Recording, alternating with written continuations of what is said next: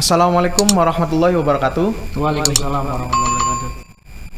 Sukses tentunya menjadi sebuah mimpi bagi semua orang yang ada di dunia ini. Bisa dikatakan juga sukses itu ketika seseorang sudah memiliki apa yang telah dia cita-citakan di masa lalunya sampai dengan hari ini. Untuk itu hari ini kita bersama dengan pengusaha muda, tokoh masyarakat muda Kota Cirebon dalam podcast Cirebon Post ini, yaitu Bapak Haji Zainal Mutakin. Selamat siang, Pak. Selamat siang, Mas Ulum. Iya. Tentunya siapa yang tidak kenal dengan Pak Zainal di Kota Cirebon? Walaupun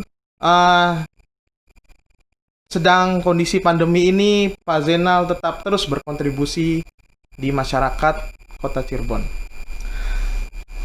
Banyak kegiatan yang telah dilakukan, banyak pula pengalaman hidup yang telah dia jalankan, sehingga sampai dengan saat ini dia bisa berada, kita bisa bilang di tangga kesuksesan. Usia yang cukup muda membuat dia sudah memiliki hampir semuanya yang ingin dicita-citakan. Bahkan terus berkontribusi untuk masyarakat sekitarnya. Tidak hanya kalangan bawah, sampai dengan kalangan atas pun siapa yang tidak kenal dengan HZM, Haji Zainal Mutakin. Iya. Tentunya sukses sendiri memiliki makna di dalam diri Pak Zainal. Seperti kita ketahui bahwa seseorang dikatakan sukses, seseorang dikatakan berhasil ketika dia telah melalui tangga-tangga cobaan di dalam hidupnya, ya Pak. Betul. Mari kita mulai berbincang-bincang dengan Bapak Zainal Mutakin. Barangkali Bapak bisa menceritakan bagaimana makna kesuksesan di dalam diri Bapak sendiri nih, Pak. Baik, terima kasih Mas Ulum.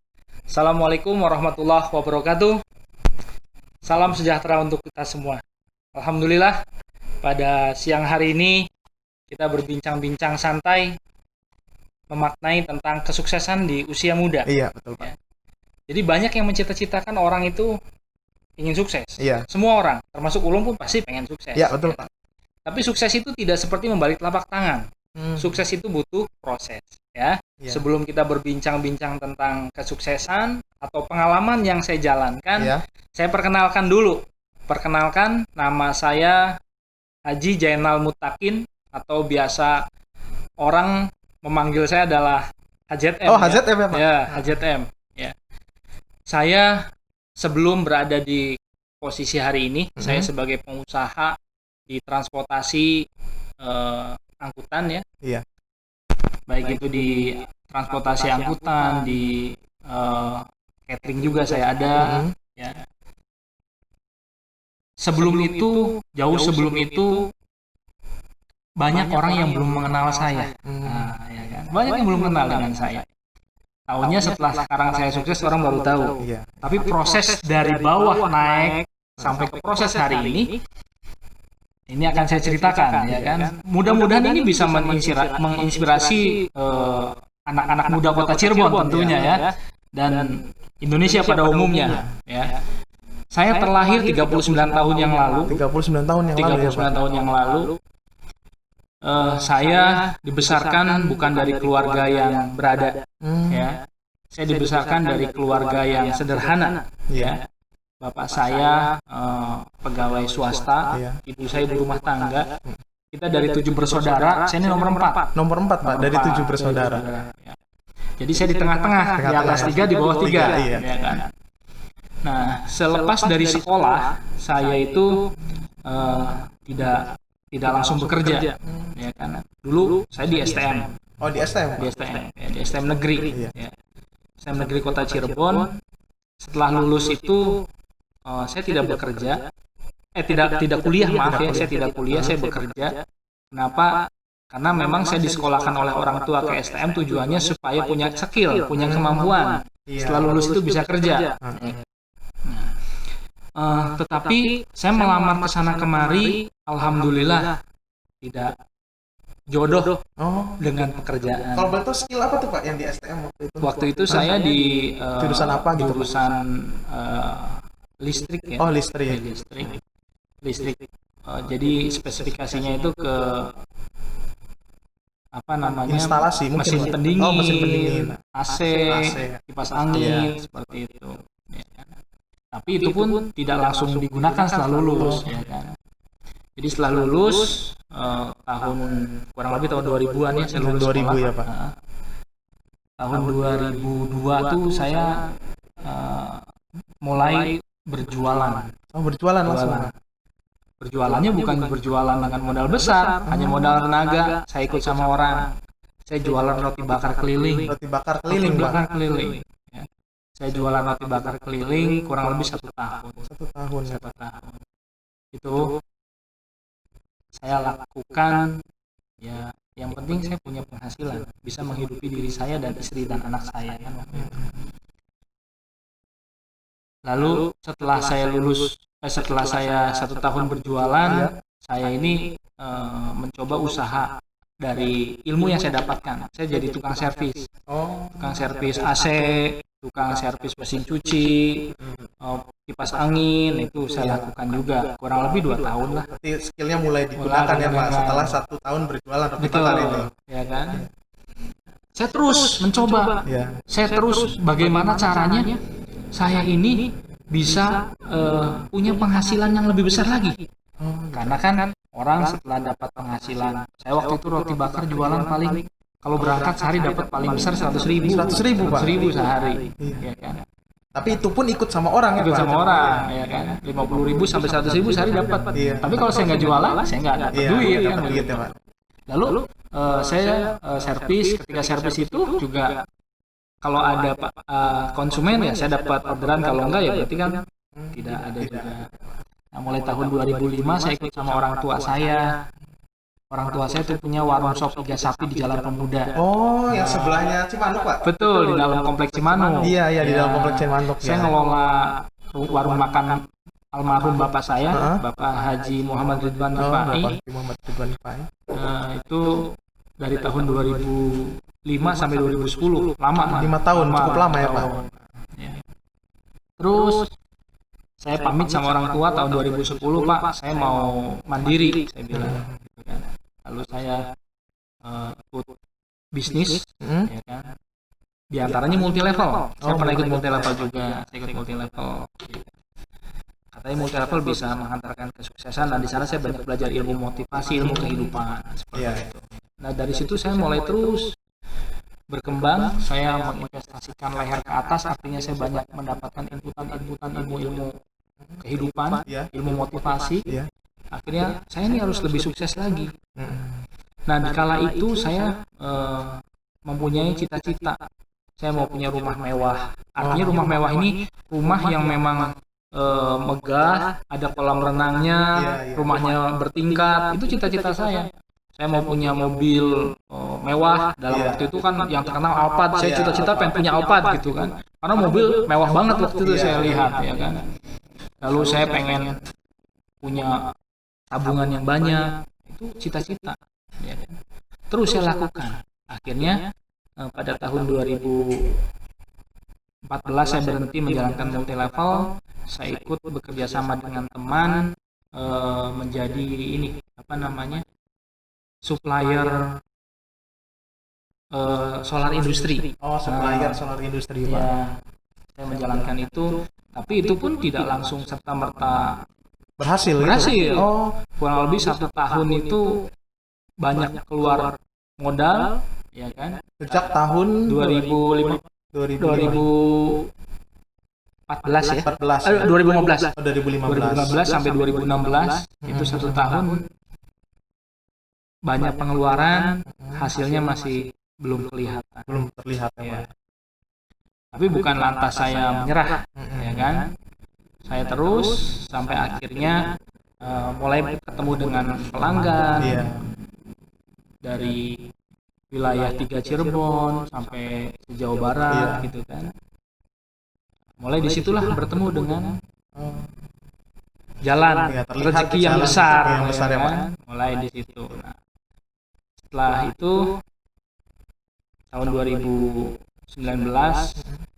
saya ingin melebarkan usaha. Iya.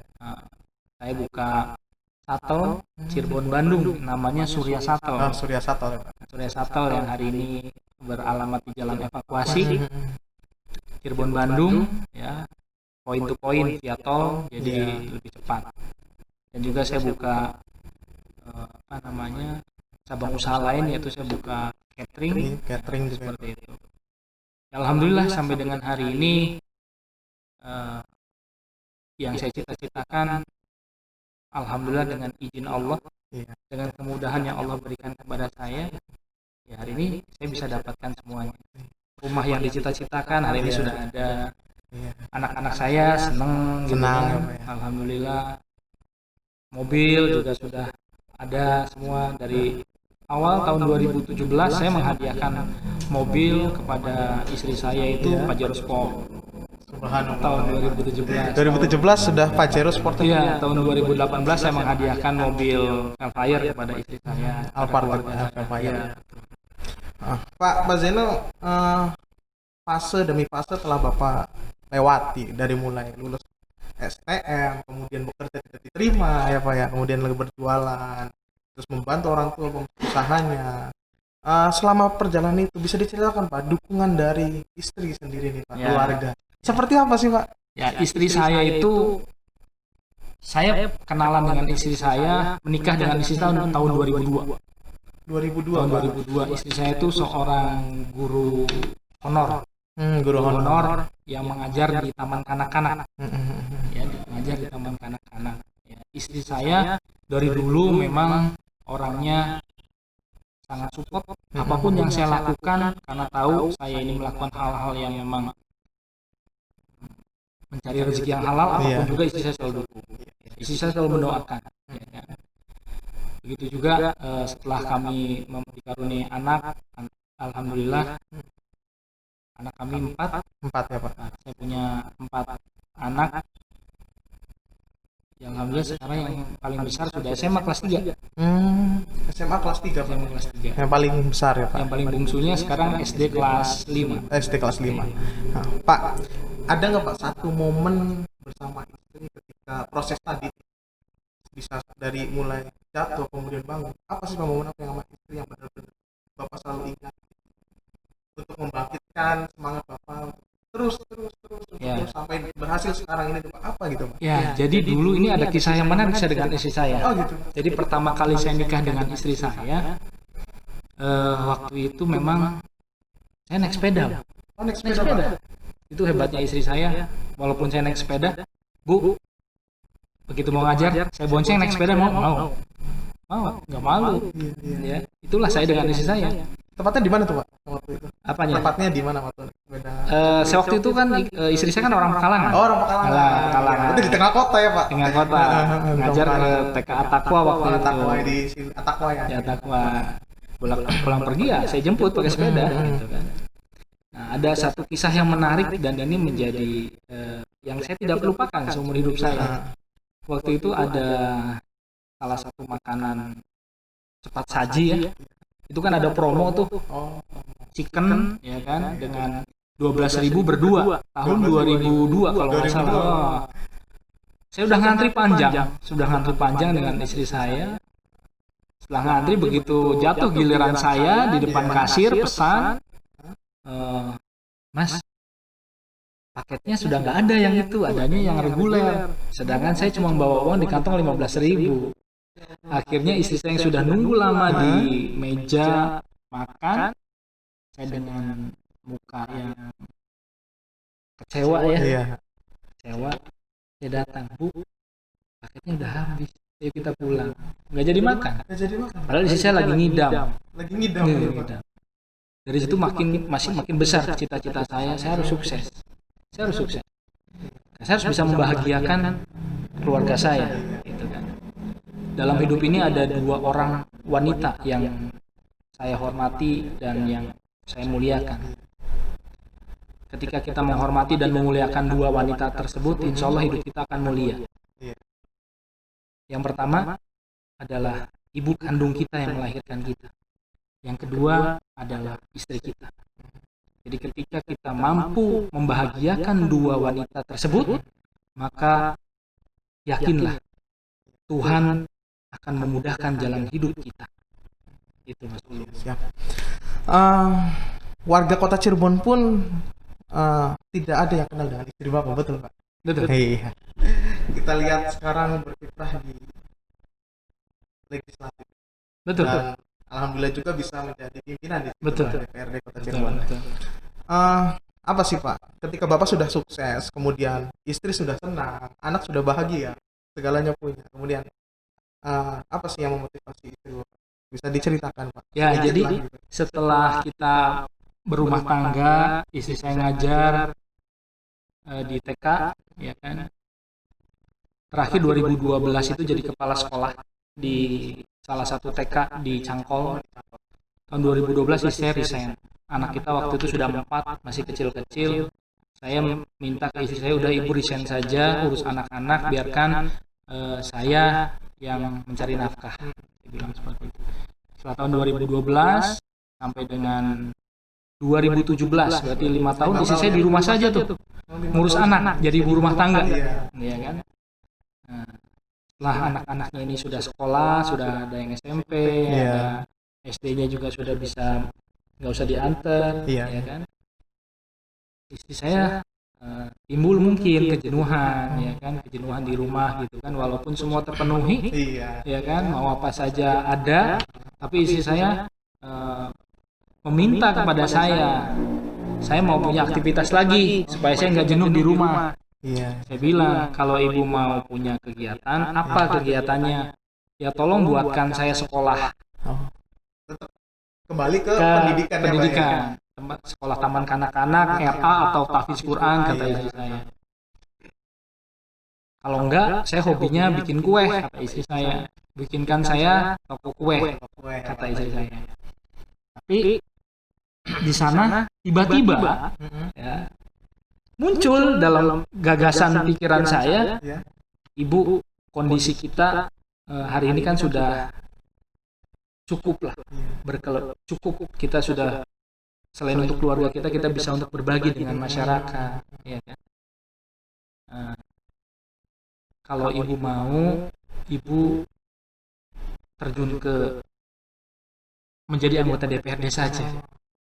Itu idenya dari saya. Sehingga berbaginya bisa lebih luas gitu ya. Tujuannya apa? Tujuannya adalah ibu menjadi anggota DPRD, membantu masyarakat Kota Cirebon. Seperti itu. Jadi ibu bisa membantu warga Kota Cirebon, bisa membantu masyarakat. Saya berbisnis, ibu yang di dunia politik membangun masyarakat Kota Cirebon. Karena tugas dewan yang saya tahu waktu itu kan sebagai penyambung aspirasi masyarakat gitu kan. Ketika ibu menjadi anggota DPRD, ibu bisa suarakan aspirasi dari masyarakat ke pemerintah seperti itu. Dan alhamdulillah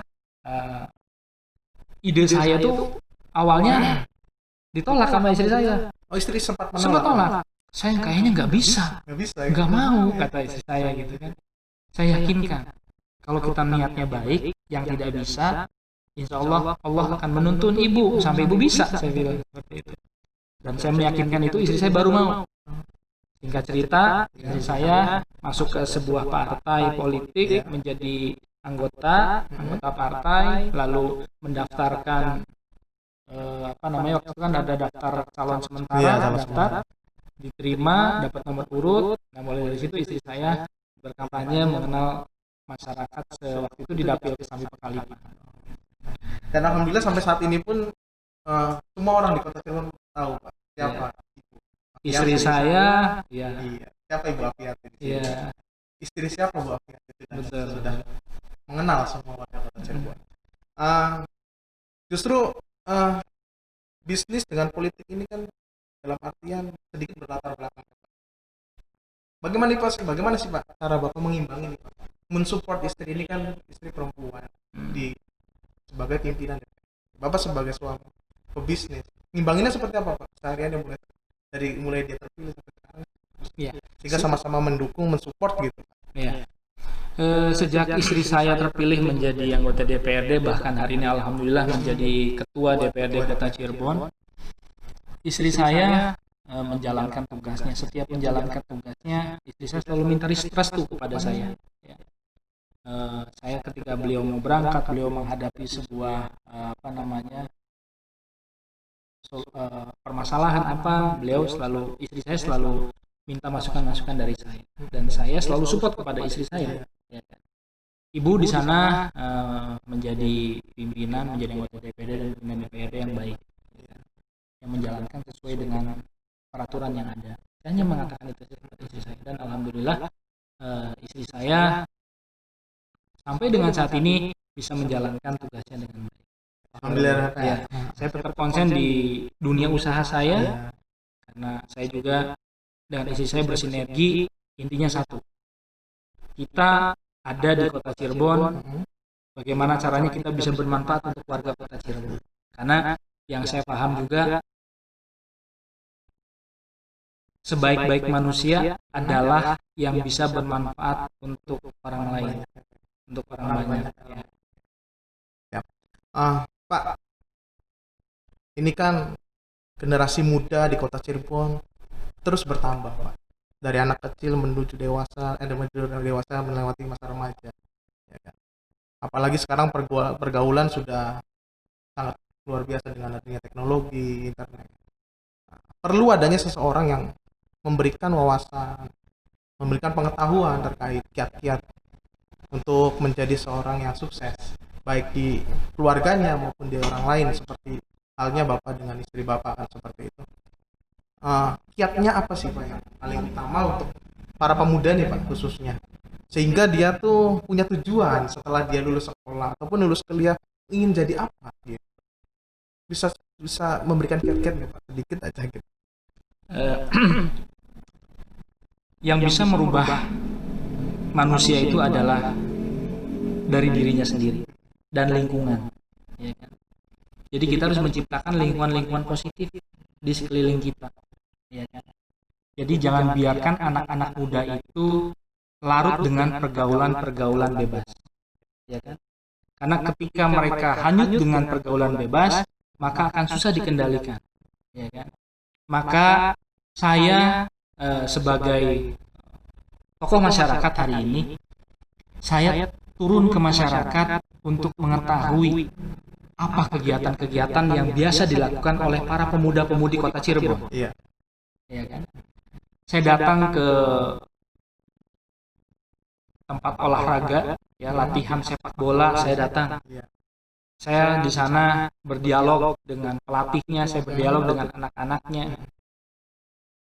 Mereka punya komunitas olahraga. Ya kan? Saya datang ke tempat pembelajaran TPA, ya kan?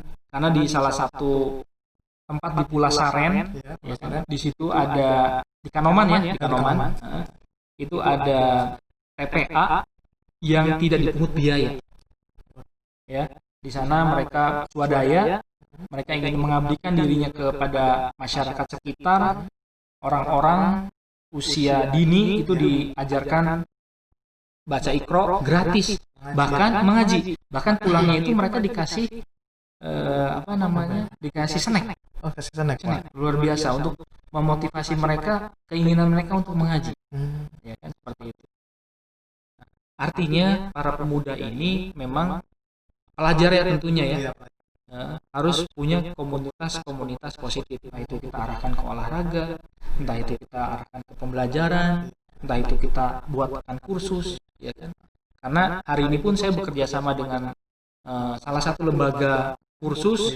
Jadi nanti ada orang-orang yang putus sekolah, ya kan?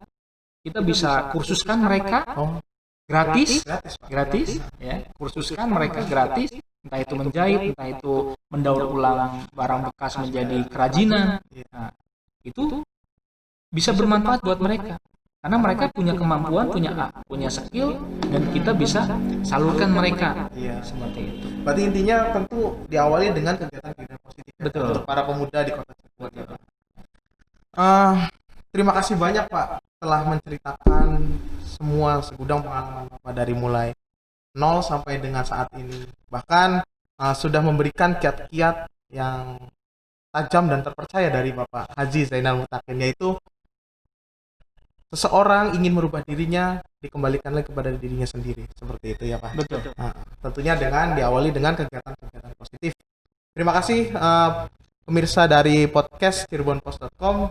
Hari ini kita berada di kantor Surya Satal bersama Bapak Haji Zainal Mutakin. Wassalamualaikum warahmatullahi wabarakatuh.